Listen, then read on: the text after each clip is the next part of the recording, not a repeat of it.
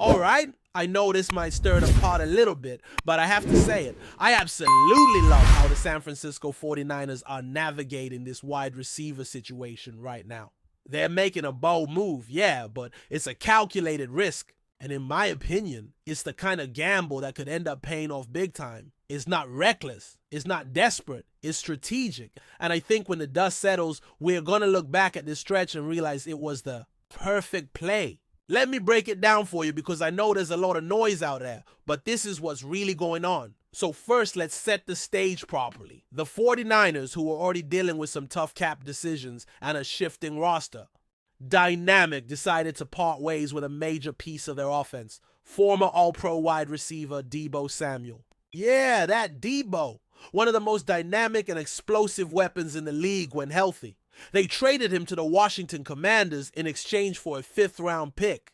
Now, to some people, that sounds like highway robbery. I get it. It's not a flashy return, but this move wasn't about what they got back. It was about what they're planning to do going forward. Now the Niners are heading into the 2025 season with a wide receiver group led by Brandon Ayuk, rookie Ricky Pearsall, and Jawan Jennings. But let's not pretend like this is a rock-solid, settled group. Ayuk, the clear WR1 when healthy, is still coming back from a serious ACL and MCL tear he suffered in October. And those types of injuries, we all know, come with long, unpredictable recoveries. There's a wide window for when a guy like that might be ready. Could be the end of training camp. Could be mid-season. No one really knows yet. To add some depth and veteran presence, the team brought in DeMarcus Robinson, a solid free agent pickup.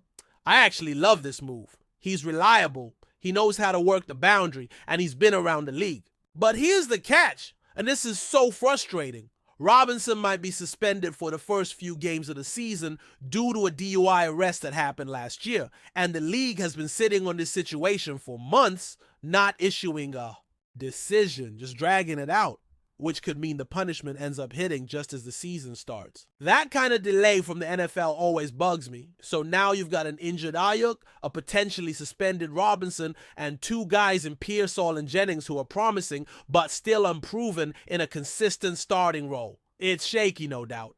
That's where the rumors come flying in. Some analysts, like the ones from Bleacher Report, are floating the idea that the Niners should go out and sign a veteran wideout like Keenan Allen or even Amari Cooper. These are big names, no question, and on paper it sounds tempting. Allen, especially, still has that route running precision and hands that can elevate an offense. Cooper, if healthy, can still produce at a high level. But here's where I take a different stance from most. I don't think the Niners need to panic. I don't think they need to make that splashy move. And more importantly, I love the fact that they aren't. There's no indication from the team, no credible report, no insider scoop.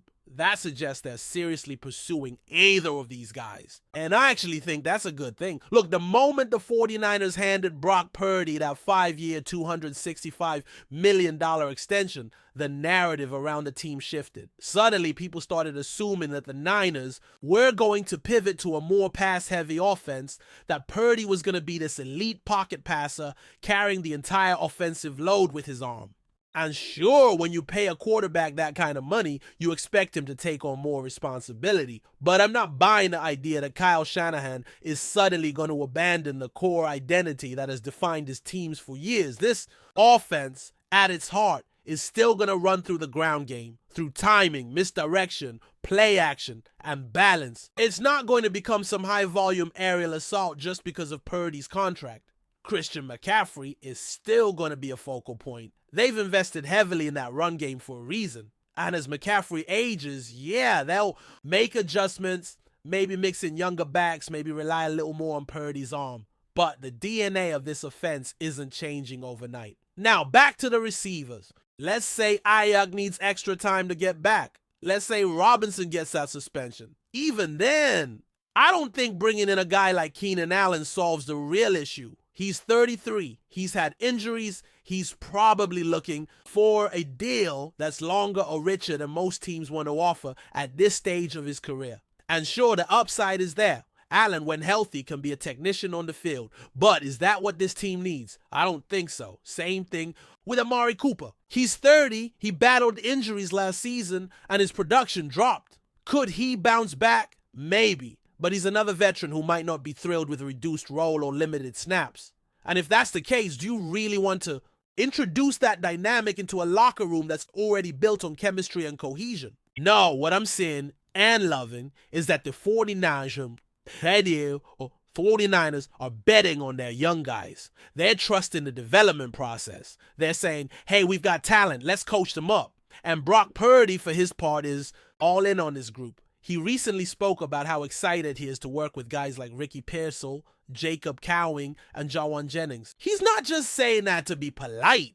You can hear the energy in his voice when he talks about how hard these guys are working, how fast they're picking up the system, how competitive they've been in practice. He even mentioned rookie minicamp, saying how impressed he was with guys like Tyreek Owens, someone the team has been developing slowly on the practice squad, and Jordan Watkins, another name flying under the radar. These are the kinds of players that can grow into real contributors if given a chance. And Purdy's confidence in them? That means a lot. Because it's not just about raw skill. It's about trust, timing, chemistry, especially in a Kyle Shanahan offense that demands precision and execution. And don't forget about Jacob Cowing. I know it was just preseason, but he flashed some serious potential. His speed, his maturity, his hands, all of that stood out. And in this system, with the right coaching, that could translate into real production. I love how Shanahan takes his time with receivers, how he slowly brings them into the fold, builds trust, teaches them every detail. Pearsall is another great example, a guy who probably would have had a breakout if not for some bad luck last season.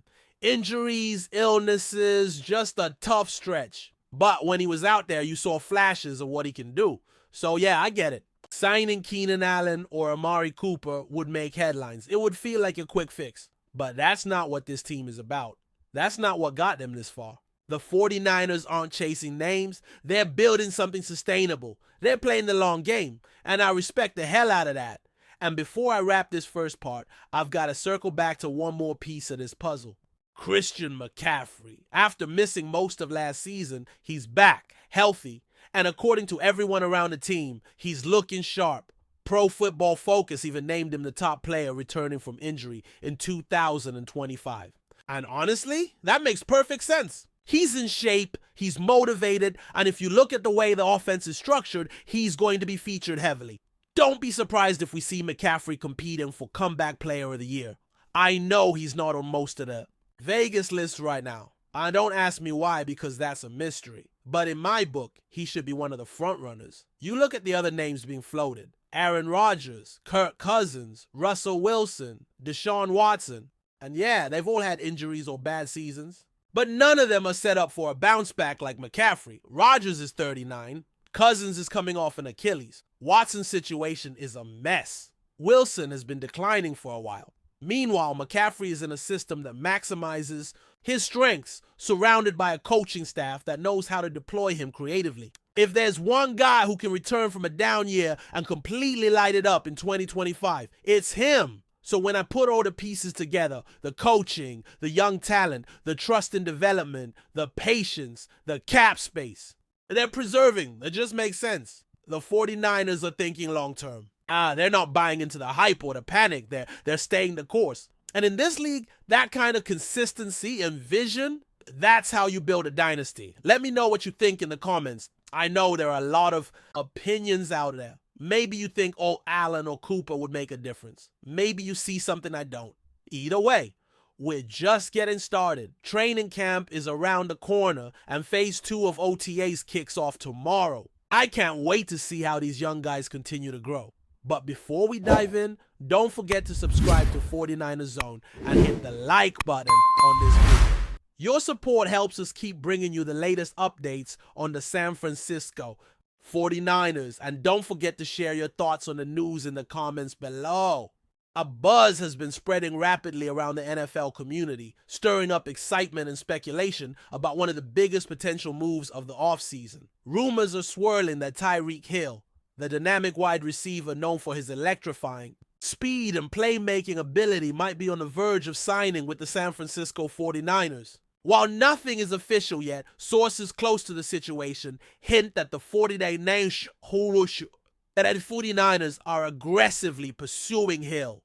aiming to bolster their already formidable offense. Tyreek Hill, a player who has consistently been among the league's top receivers, would be a game changer for the 49ers if this deal comes to fruition. Known for his explosive plays and ability to stretch defenses, Hill's presence could dramatically open up the field for quarterback Brock Purdy and the team's rushing attack. The 49ers have built a reputation for a balanced offense with a strong defense, but adding a weapon of Hill's caliber could catapult them into the elite tier of NFL teams with a near-unstoppable offensive arsenal. Insiders suggest the 49ers see Hill as the perfect complement to their existing receiving core and offensive scheme. With Christian McCaffrey leading the backfield and a sturdy offensive line protecting their quarterback, the addition of Hill's speed and agility would create matchup nightmares for opponents. The possibility of Hill lining up alongside Debo, Samuel, and Brandon Ayuk has analysts already envisioning a high-octane passing game that could dominate defenses week after week. Of course, any potential signing of this magnitude comes with its own set of challenges and negotiations. Salary cap implications, contract length, and Hill's role in the team's offensive strategy are likely topics being hashed out behind closed doors. Yet the excitement among 49ers fans is palpable, as the prospect of bringing in a star like Hill could be the final piece in their quest for a Super Bowl title. While the deal hasn't been officially announced, the chatter among insiders and NFL circles makes it clear that the San Francisco 49ers are serious contenders in the race to sign Tyreek Hill.